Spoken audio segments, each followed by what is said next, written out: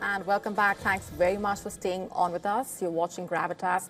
Tensions once again rippling across the South China Sea as China escalates its military maneuvers. Japan, in fact, announcing plans to deploy medium-range surface-to-air missiles on an island very close to Taiwan. Tokyo's rare military move also coming amid the strained ties with China and the rising regional security concerns.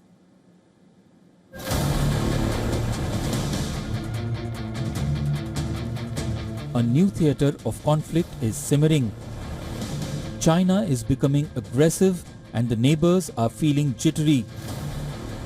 From the Philippines to Taiwan to Japan, all are wary of Beijing's next move. Now pacifist Japan is taking a rare step to safeguard its sovereignty. Tokyo has publicly announced that it would be deploying missiles on a remote island that has left Beijing anxious. Japanese Defense Minister Shinjiro Koizumi says Tokyo plans to deploy surface-to-air missile to this westernmost island near Taiwan within the next 5 years. Japan's Yonaguni is a tiny and sparsely populated island. It is located 110 km off Taiwan's eastern coast. It is far closer to Taipei than to Tokyo and has long been seen as a possible front line in a conflict between China and Taiwan.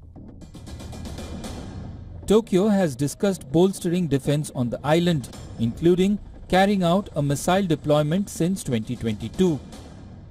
But this is the first time that a timeline has been set. Japan plans to deploy Chuzam medium-range missiles in the island by March 2031. The missile has a range of 50 km. This will allow Japanese military to shoot down hostile aircraft and ballistic missiles.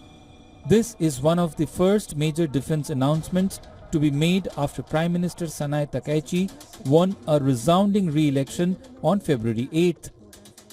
Boosting Japan's defense capabilities has been the top of her agenda at a time Japan faces increasing military aggression from China.